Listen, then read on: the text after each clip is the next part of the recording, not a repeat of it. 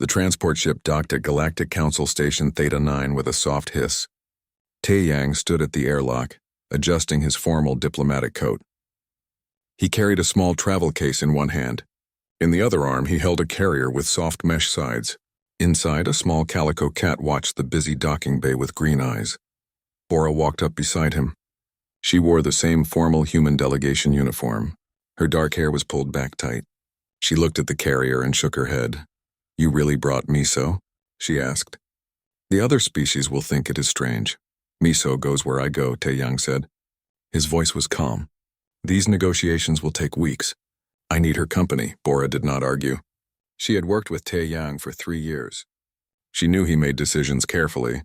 If he wanted to bring his cat to the most important diplomatic event of the decade, he had his reasons.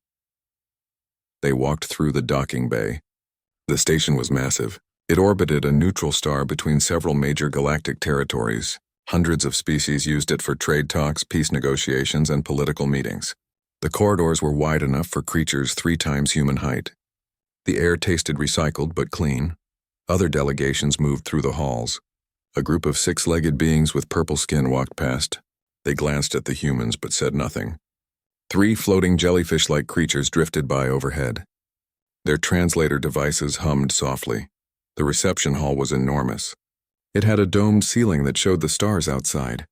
Tables were arranged in a circle around the center.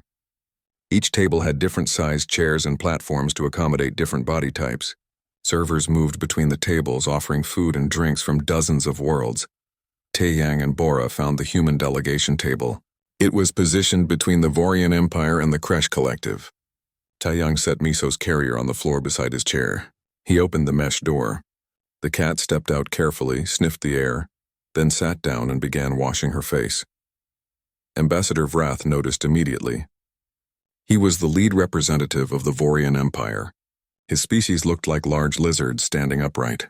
His scales were deep red with black patterns. He stood nearly 8 feet tall.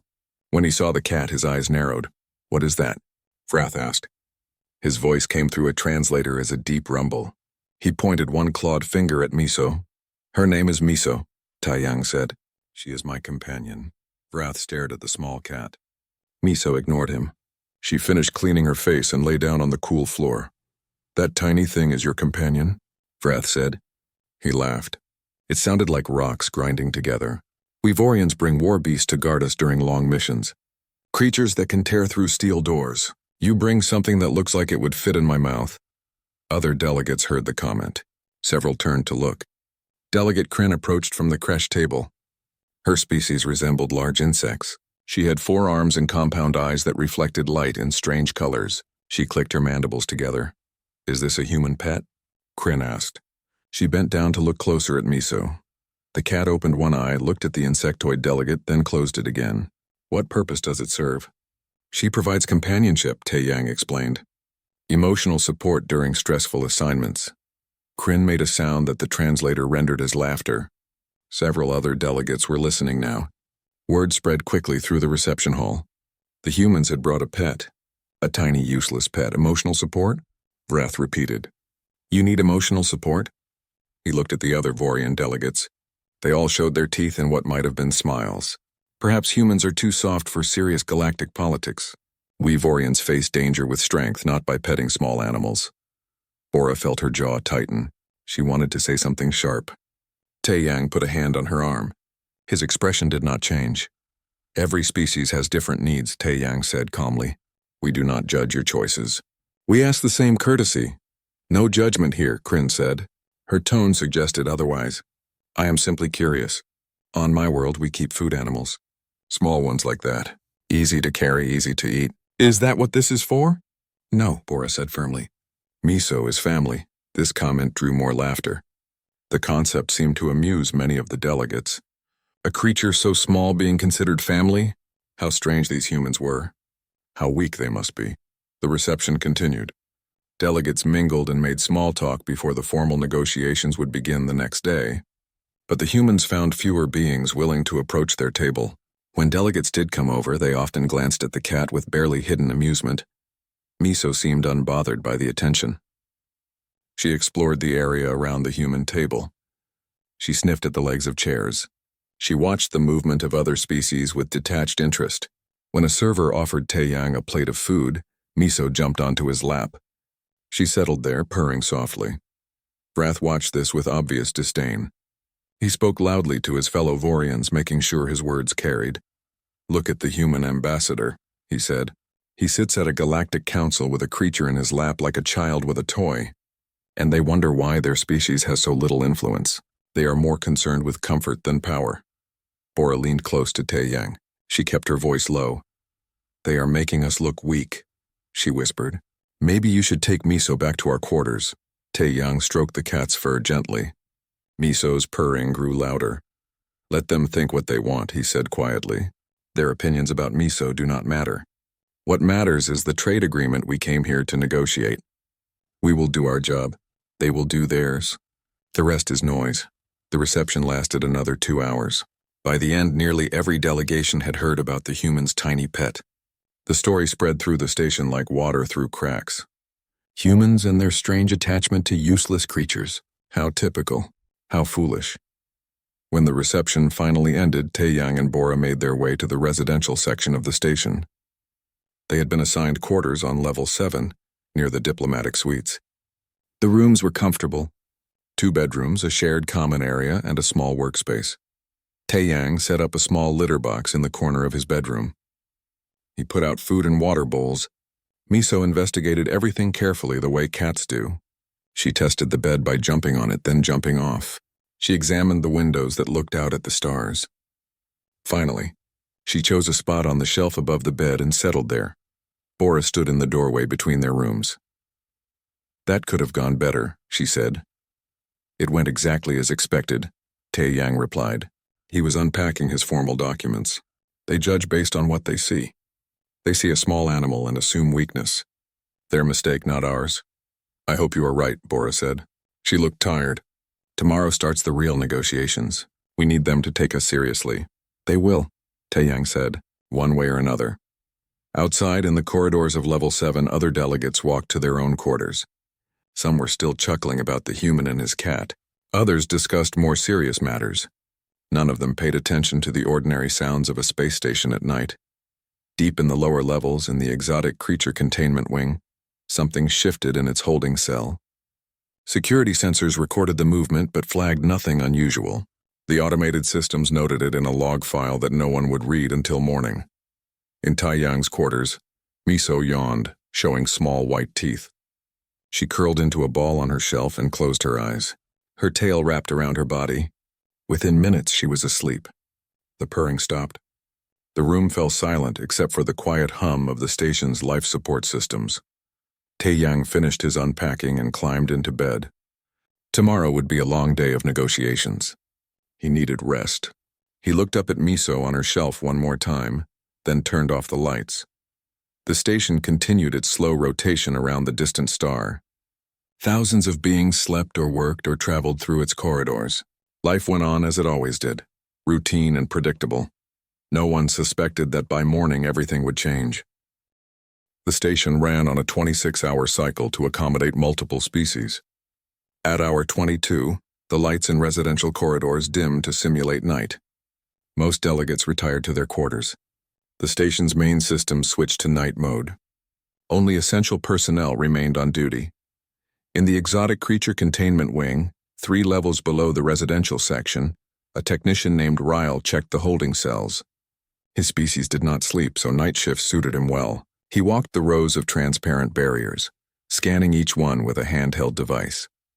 Most cells held specimens for scientific study, or creatures in transit to other worlds.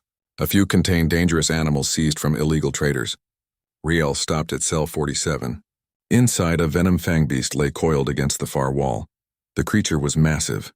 Its body stretched 12 feet long, covered in overlapping scales that looked like black armor. 6 legs ended in claws designed for gripping and tearing.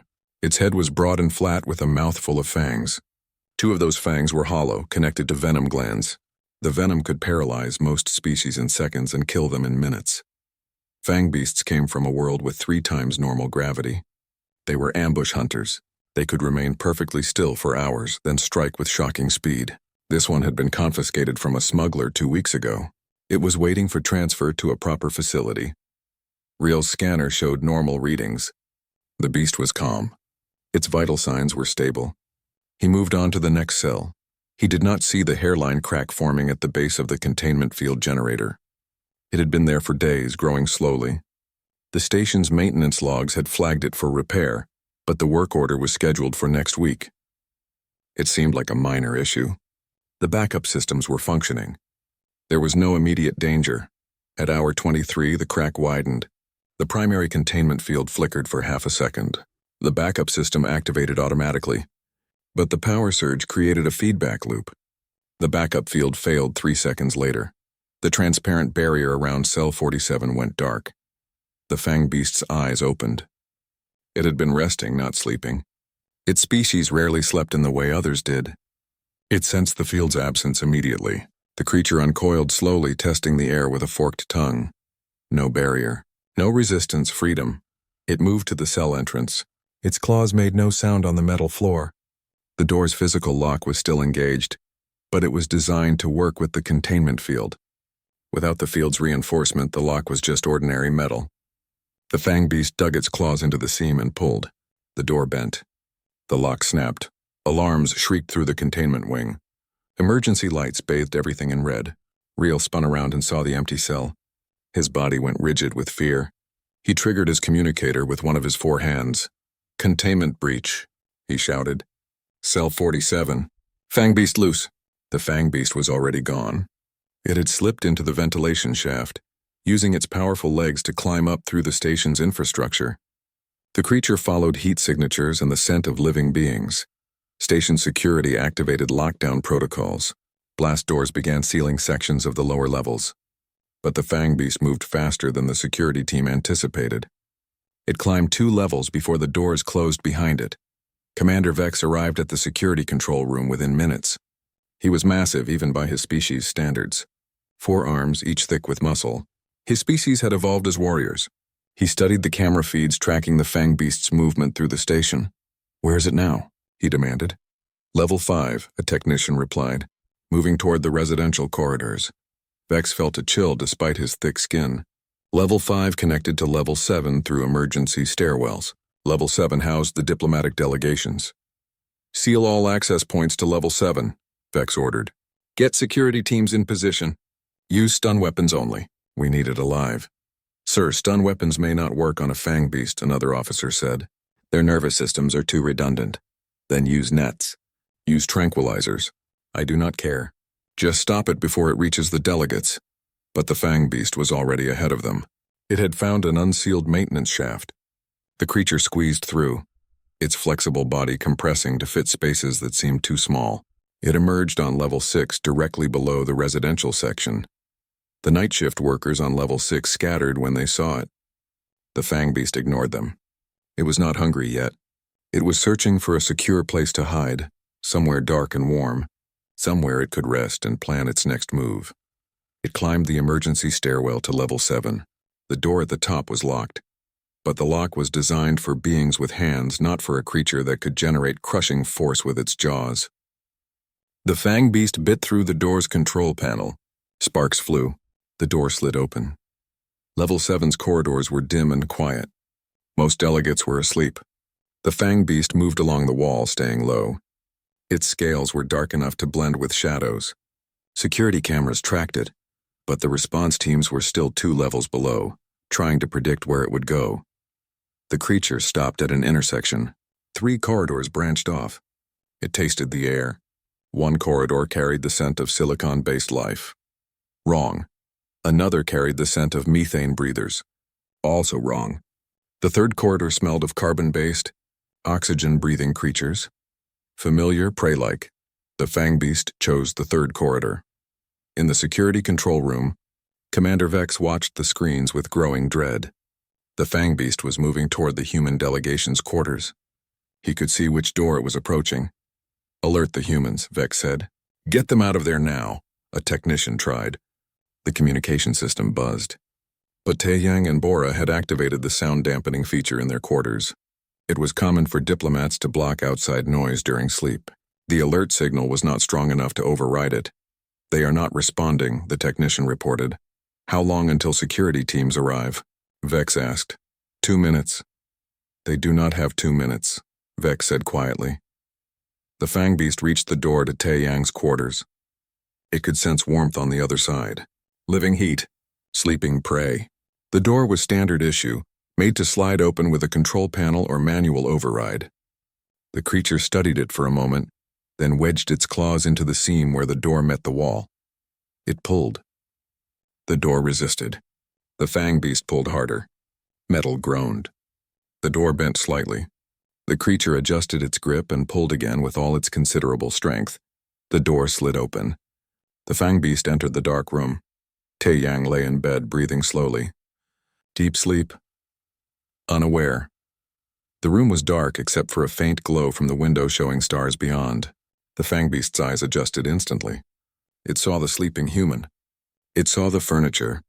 It saw a shelf above the bed. On that shelf, 2 green eyes opened. Miso had been sleeping lightly the way cats do. The sound of the door opening had woken her. She watched the massive creature enter. Her body remained completely still. Only her eyes moved, tracking the Fangbeast as it crept toward Taeyang's bed. The Fangbeast was focused on the human. It moved slowly, carefully. It had learned patience over millions of years of evolution. Ambush predators did not rush. They positioned themselves perfectly before striking. In the security control room, every officer watched the screen in horror. They could see the Fangbeast approaching the sleeping human.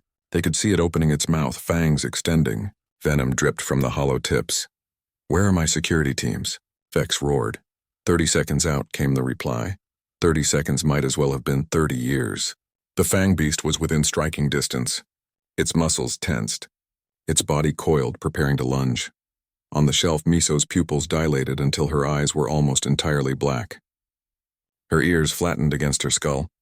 Her body shifted from relaxed to ready in less than a heartbeat.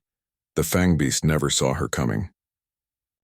Miso launched from the shelf like a missile. Her small body crossed the distance in a blur. The security officers watching the camera feed could barely track her movement. One moment she was on the shelf, the next she was airborne, claws extended. She hit the Fangbeast's head with all 4 paws. Her front claws sank deep into the sensitive tissue around the creature's eyes. The beast roared, a sound that shook the walls. It thrashed its massive head, trying to throw off the tiny attacker. Miso held on. Her claws were hooked into flesh now. The Fangbeast's violent movements only drove them deeper. She adjusted her position with lightning speed, bringing her back claws into play.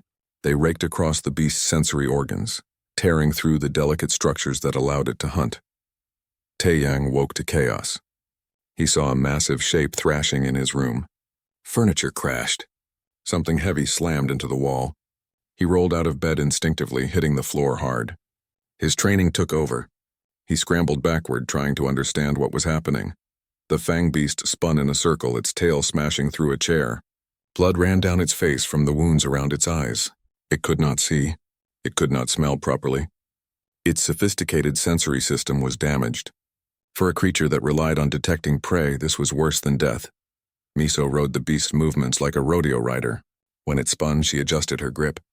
When it tried to slam her against the wall, she shifted to the other side of its head. She was too small, too fast, too close to its body for the creature to target effectively. The Fangbeast opened its mouth wide. Venom dripped from its fangs. It snapped blindly, trying to catch the cat. Its jaws closed on empty air. Miso had already moved.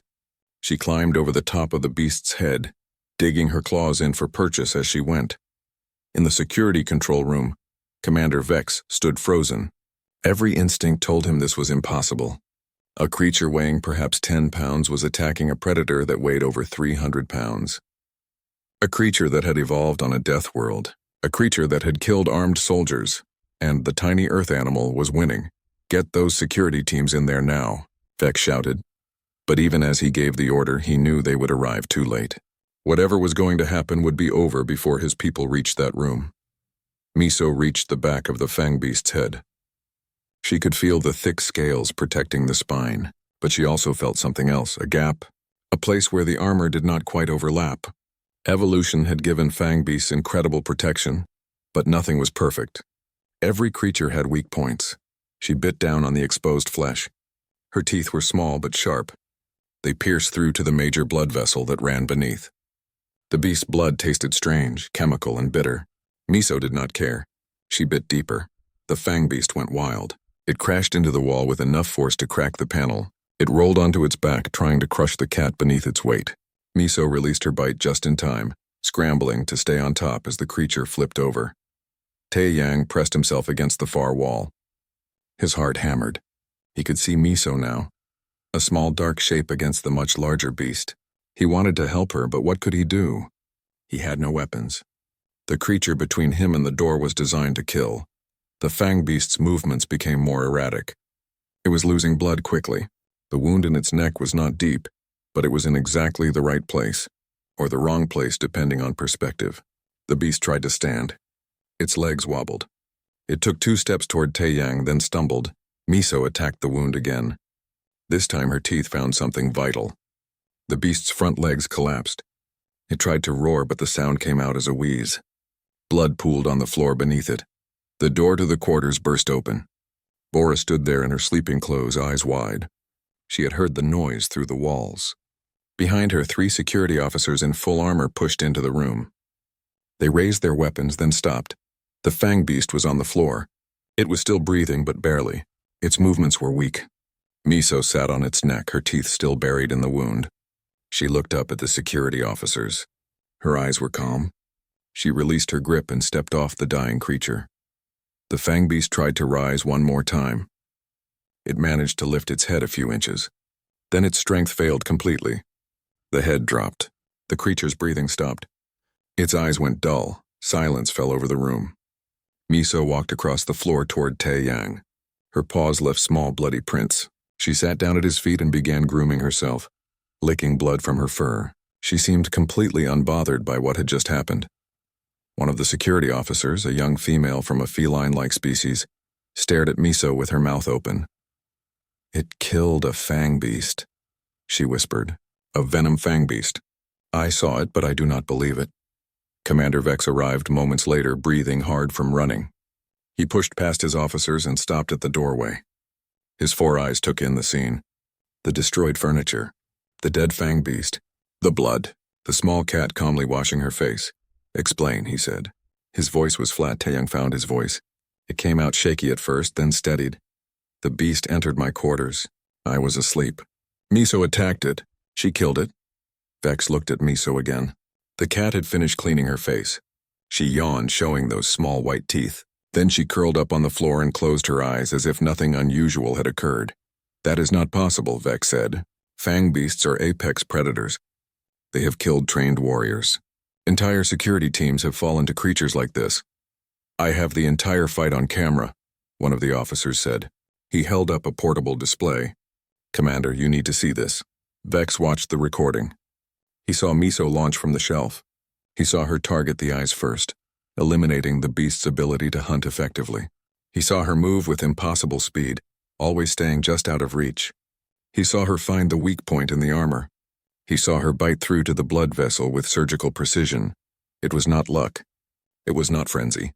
It was calculated violence performed by an expert killer. Bora knelt beside Tae-yang. She checked him for injuries. He was shaking but unharmed. "Are you hurt?" she asked. "No," Tae-yang said. "Miso saved me. She woke up and killed that thing before it could reach me." Bora looked at the cat. Miso's eyes were closed, but her ears twitched at the sound of her name. She did not look dangerous. She looked like a small, ordinary pet. "Secure the area," Vex ordered his team. "Get medical here to check the ambassador. I want a full forensic analysis of that creature. And someone explain to me how our containment systems failed." The security officers moved to obey. 2 of them tried to approach Miso, perhaps to examine her. The cat opened one eye and hissed. It was not a loud sound, but both officers took a step back. Tae-yang reached down and picked up Miso. She relaxed immediately in his arms. Her purring started up again, a soft rumble. To anyone watching, she looked completely peaceful. "She needs to be cleaned up," Tae-yang said. "And I need to relocate to different quarters." "Of course," Vex said. He could not take his eyes off the cat. "Ambassador, I apologize for this incident. Our security failed. You could have been killed." But I was not killed, Taeyang replied. Thanks to Miso. Vex had no response to that. The evidence was lying on the floor. A Venom Fangbeast dead. Killed by a creature 1/30th its size. News of the incident spread through the station faster than the security lockdown. Within an hour, every delegation knew. The human's tiny pet had killed a Fangbeast alone in the dark. While protecting its sleeping owner, Ambassador Vrath heard the news in his quarters. He had been preparing for the morning's negotiations. The information made him stop mid-sentence. He pulled up the security footage on his private terminal. He watched it 3 times. Delegate Kryn received a message from her staff. She read it, then read it again. She called the sender to confirm. They confirmed. She sat in silence for several minutes processing the implications. Taeyang and Bora were moved to new quarters on level 8. These had better security and no damaged furniture. Medical staff checked Taeyang thoroughly. He was fine, just shaken. They offered to examine Miso, but the cat hissed at them. Taeyang politely declined on her behalf. He gave Miso a bath in the small cleaning station.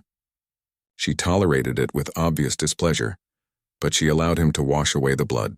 When he finished, she retreated to a high shelf in the new bedroom and glared at him.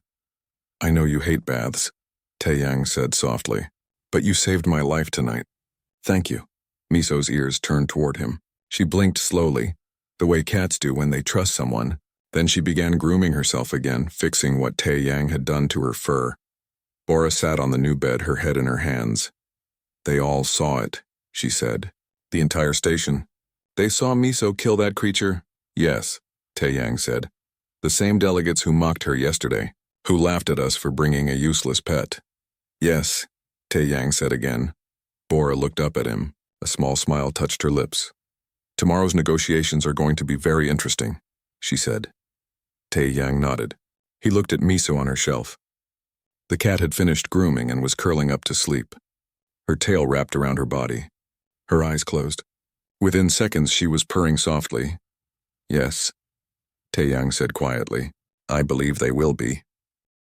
The emergency council session began at hour 6 of the morning cycle. The main chamber was full. Every major delegation had sent representatives. Many smaller delegations had come as well. The incident had become the only topic anyone wanted to discuss. Commander Vex stood at the central platform. He looked tired. His forearms hung at his sides. He had spent the entire night managing the security failure and its aftermath. The containment breach occurred at hour 23. He began. A power surge caused both primary and backup containment fields to fail on cell 47. The Venom Fangbeast escaped and made its way to level 7 before security teams could intercept. Ambassador Vrath interrupted. He stood from his seat, his red scales catching the light. We all know how it escaped, Vrath said. What we want to know is how a human pet killed it. Fangbeasts are considered one of the most dangerous predators in known space. Your own security manual lists them as extreme threats. Murmurs of agreement rippled through the chamber. This was the question everyone had. How had such a small creature defeated such a large threat? Dr. Thexis has completed the preliminary autopsy, Vex said. Doctor, please present your findings. Dr. Thexis approached the platform. She was a tall, thin being with gray skin and large eyes. Her species specialized in medical research. She had examined hundreds of alien life forms over her career, but this case was unusual even for her. The Fangbeast died from blood loss, she said. The earth creature, the cat, inflicted multiple precise wounds. First, it damaged the eyes and sensory organs. This eliminated the Fangbeast's ability to track prey effectively. Then it targeted a major blood vessel in the neck, biting through scales in the exact location where armor coverage was weakest. Dr. Thexis displayed holographic images of the wounds. The delegates leaned forward to see. The damage was shocking. Small but deep punctures, clean cuts made by teeth no bigger than needles. These wounds show no signs of random violence, Dr. Thexis continued. Each strike was calculated. The cat avoided the Fangbeast's strongest defenses and attacked its weakest points. This level of tactical awareness is remarkable. Delegate Kryn stood. Her compound eyes reflected the holographic display in strange patterns. Are you suggesting this was not instinct? She asked. The cat deliberately chose where to attack? Yes, Dr. Thexis said simply. The video evidence supports this conclusion. The cat's movements were too precise to be random aggression. Vex activated the wall screens. The security footage began to play. Every delegate in the chamber watched in silence. They saw Miso launch from the shelf. They saw her target the eyes first. They saw her ride the beast's movements, always staying just out of reach. They saw her find the weak point in the armor. The footage played at normal speed, then slowed down. Even slowed to 1/4 speed, Miso's movements were barely visible. She was simply too fast. When the video ended, the chamber remained silent. Several delegates exchanged glances. Others sat very still, processing what they had seen. Ta Yang sat in the human delegation section with Bora beside him. He had been summoned to answer questions. Miso was back in their quarters, sleeping peacefully. He waited for someone to speak first. Ambassador Vrath broke the silence. His voice was different now, less mocking, more careful. Ambassador Tae Yang, he said, I must ask, what exactly is that creature? We were told it was a pet, a companion animal, but what we just witnessed was a trained killer. Tae Yang stood. He took a moment to gather his thoughts before speaking. Miso is both, he said. On Earth, cats are common companion animals. Millions of humans keep them in their homes. They are affectionate, they provide emotional support, and they form strong bonds with their owners. But they are also predators. They evolved to hunt. They are one of the most efficient killers in Earth's ecosystem. Delegate Kryn clicked her mandibles together. It was a sign of confusion in her species. You keep predators as pets? She asked. Deliberately? In your homes? Around your young? Yes, Tae Yang said. Cats have lived with humans for thousands of years. We domesticated them, but we did not remove their hunting instincts. We just directed those instincts toward acceptable targets. On Earth, cats hunt small animals, mice, birds, insects. They keep our homes free of pests. Bora stood beside him. She had prepared information displays for this exact scenario. She activated a portable projector. Images of Earth cats appeared on the screens. Cats playing with humans. Cats sleeping in sunlight. Cats hunting in gardens. Despite their size, Bora explained, cats are apex predators in their weight class. They have extremely fast reflexes. Their reaction time is faster than almost any other mammal on Earth. They can see in very low light. They have sharp claws and teeth. And they are intelligent hunters who learn from experience.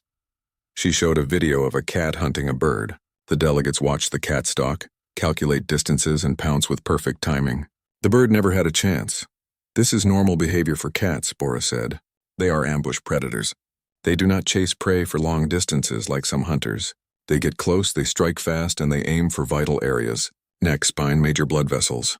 Miso did to the Fangbeast exactly what she would do to any threat. Ambassador Vrath looked at the images for a long time. When he spoke again, his tone had shifted even more. You told us yesterday that the cat provided emotional support, he said. You did not mention she was a weapon. She is not a weapon, Tae Yang said firmly. She is my companion. She lives with me. She sleeps on my bed. She asks for food and attention. She is family. But yes, when I was threatened, she protected me. That is what family does. Dr. Thexus spoke up again. I have examined the data on Earth cats, she said. Their kill success rate is over 70% when hunting. This is higher than most apex predators on any world. They are small, but they are extraordinarily efficient. And according to human records, they have never lost their instinct to defend their territory and their social groups. Another delegate stood. He was from a species that resembled upright wolves. His people were hunters themselves. He understood predators. Ambassador, he said, my species respects hunters. We value creatures who can fight. But I must ask, do all humans keep such dangerous animals in their homes? Or is this unusual? Cats are common, Tae Yang replied. But humans also keep dogs, which can be much larger and stronger. Some keep snakes, which use venom. Some keep birds with sharp beaks and claws. We live alongside these creatures. We form bonds with them. We trust them and they trust us. The wolf-like delegate sat down slowly. He looked troubled. Many others in the chamber shared his expression. Delegate Kryn raised one of her forearms. I find this concerning, she said. Humans bring predators to diplomatic stations. They treat them as companions. What does this say about human nature? Bora answered before Tae Yang could. It says we understand that strength comes in many forms, she said. We do not judge creatures by their size alone. We recognize that intelligence and capability are not the same as physical power. We see potential where others might see only danger. Commander Vex stepped forward. This council session was called to address the security breach, he said, but I believe we have learned something more important. We have learned that appearances can be deceiving, that small does not mean weak, and that we should not underestimate beings based on first impressions. He looked directly at Ambassador Vrath as he said this. Vrath did not respond, but his tail twitched, a sign of discomfort in his species. The human delegation has been cleared of any wrongdoing, Vex continued. Ambassador Taeyang followed all station regulations regarding companion animals. The cat was properly documented. Its presence was authorized, and it acted only in defense of its owner when our security systems failed. The council chair, an elderly being from a neutral species, spoke next. This session is concluded, she said. Security protocols will be reviewed. Containment systems will be upgraded, and I suggest that all delegations take time to reconsider their assumptions about the species they encounter. The delegates began to file out of the chamber. Many stopped to look at Taeyang and Bora as they passed. Some with respect, some with caution, some with barely hidden fear. Ambassador Vrath approached the human delegation table. He stood there for a moment as if deciding what to say. I spoke carelessly yesterday, he said finally. I judged your companion without understanding what she was. This was a mistake. It was not quite an apology, but it was close. Coming from Avorian, it was significant. Miso is still just a cat, Taeyang said. She is not a soldier. She is not a weapon. She is my friend. What she did was protect her family. Any creature will fight when those they love are threatened. Vrath nodded slowly. He left without saying more, but his tail was no longer twitching. He moved with the careful respect one shows to someone who has proven themselves dangerous. Delegate Kryn was the last to approach. She looked at Taeyang with all her compound eyes. I would like to know more about Earth, she said quietly, about your world and the creatures that live there. I suspect we have much to learn from humans. We would be happy to share, Taeyang replied. When the chamber finally emptied, Taeyang and Bora walked back to their quarters. The morning cycle was beginning. Conference room had been prepared with care. Each delegation had its assigned space. The agenda was displayed on the central screens. Everything looked the same as it had before, but the atmosphere was completely different. Taeyang entered with Bora at his side. Miso walked beside them on a simple leash. The cat had not wanted the leash, but Taeyang insisted. Not for security reasons, for appearances. He wanted to show that Miso was under control, peaceful, and not a threat unless provoked. The room fell silent when they entered. Every delegate turned to look. Not at Taeyang, not at Bora, at the small calico cat walking calmly between them. Miso seemed unbothered by the attention. She had no concept of what had happened or why these strange beings were staring at her. She was simply walking with her human, as she had done countless times before. Taeyang and Bora reached the human delegation table. Taeyang removed the leash and Miso immediately jumped onto the table. She sat down, wrapped her tail around her paws and looked out at the room with calm green eyes. No one laughed this time. No one made jokes about useless pets or emotional support. The delegates who had mocked Miso 3 days ago now watched her with something that looked like respect. Or possibly fear. Sometimes the two were hard to tell apart.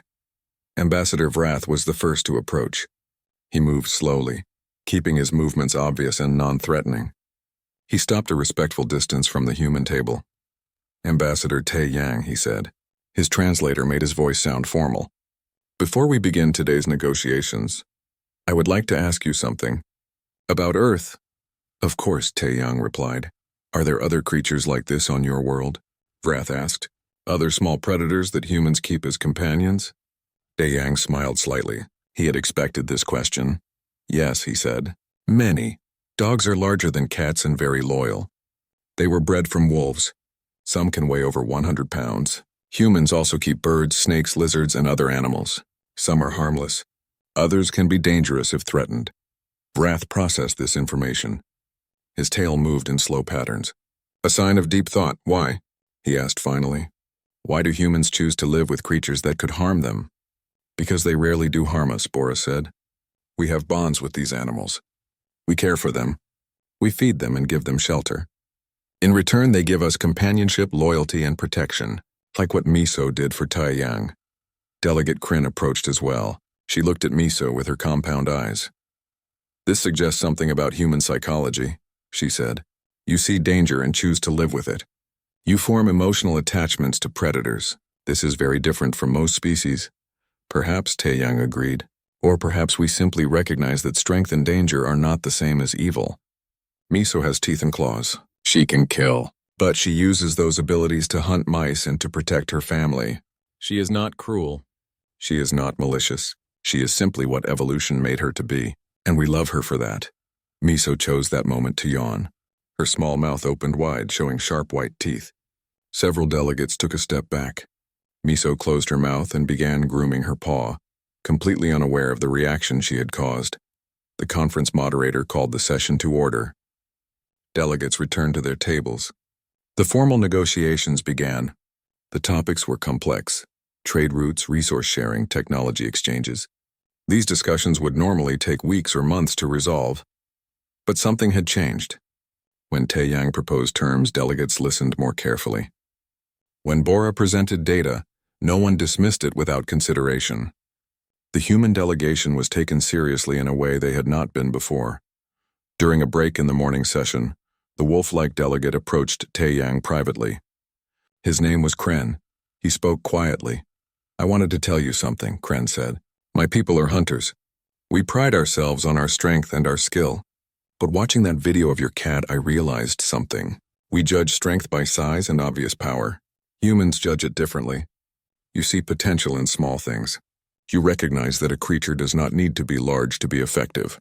"That is true," Taeyang said. "On Earth, some of the most dangerous creatures are very small. Poisonous spiders, venomous snakes, disease-carrying insects. Size does not determine capability." Kren nodded slowly. His ears were flat against his head, a gesture of submission in his species. "I think many of us made a mistake," he said. "We saw humans as soft because you value companionship. We saw your cat as useless because she was small. We did not understand that these things are actually strengths. The ability to form bonds with different species. The wisdom to look beyond surface appearances. These are valuable traits." "Thank you," Taeyang said. "That means a great deal coming from you." The negotiations continued throughout the day. By evening, the human delegation had secured better terms than they had originally hoped for. Trade routes that had seemed impossible to obtain were suddenly open for discussion. Technology exchanges that other species had been reluctant to share became negotiable. It was not because the other species feared Miso specifically. It was because they had learned something important. Humans were not as weak or naive as they had assumed. Humans understood power in ways that other species did not, and that made them unpredictable. Unpredictable could be dangerous. Better to work with humans than against them. That evening, Taeyang and Bora returned to their quarters. Miso walked between them, tired from a long day of being stared at by strange aliens. She wanted dinner and sleep. In that order. Bora prepared food while Taeyang fed Miso. The cat ate quickly, then jumped onto the bed. She circled 3 times before settling into a comfortable position. Her purring filled the quiet room. "We should bring her to every negotiation," Bora said. She was smiling. "She is better than any weapon or strategy." Taeyang shook his head gently. "No," he said. "Miso is not a tool. She is not a tactic. She is family. What she did was protect me because she loves me. I will not use that. I will not turn her into something she is not." Bora's smile faded slightly, but she nodded. "You are right," she said. "I apologize. That was not appropriate." "The other species have learned something important," Taeyang continued. "Not about cats. About humans. They learned that we form bonds across species lines, that we value loyalty and companionship, that we protect those we love and they protect us. These are human traits. These are what make us who we are." He sat on the bed beside Miso. The cat opened one eye and looked at him. Then she stretched out one paw and placed it on his hand. It was a gesture of affection, simple, pure, without any thought of politics or strategy. "This is what matters," Taeyang said quietly. "Not the negotiations, not the trade agreements, the connection between beings who care about each other."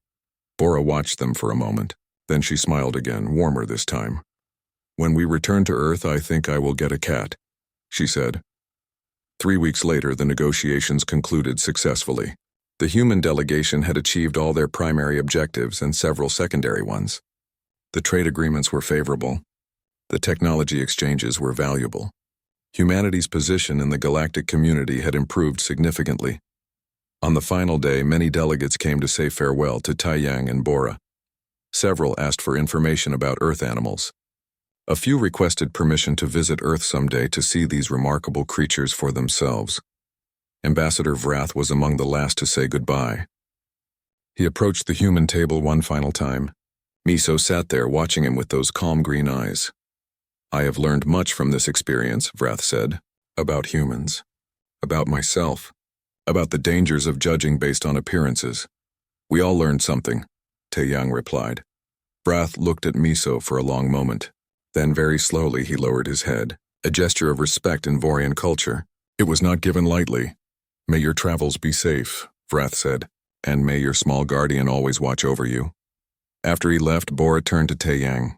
Did that just happen? She asked. Did Ambassador Vrath, who leads one of the most powerful empires in the galaxy, just bow to a cat? He bowed to what she represents, Taeyang said. Loyalty, protection, the bond between different beings. That is worth respecting. The transport ship departed from Station Theta 9 at the end of the week. Taeyang stood at the observation window as the station shrank into the distance. Earth was 3 weeks away, home. He was looking forward to it. Miso sat on the bench beside him. She had her own small window to look through. She watched the stars with the same calm expression she always had. The vastness of space did not frighten her. The strange aliens and dangerous situations did not trouble her. She was with her human. That was all that mattered. Bora joined them at the window. She looked tired but satisfied. We did well, she said. The agreements we secured will benefit Earth for decades. Yes, Taeyang agreed. But I think the most important thing we accomplished was changing how the galaxy sees humanity. We showed them that humans are not weak for valuing companionship. We are not foolish for forming bonds with other species. These traits make us stronger, not weaker.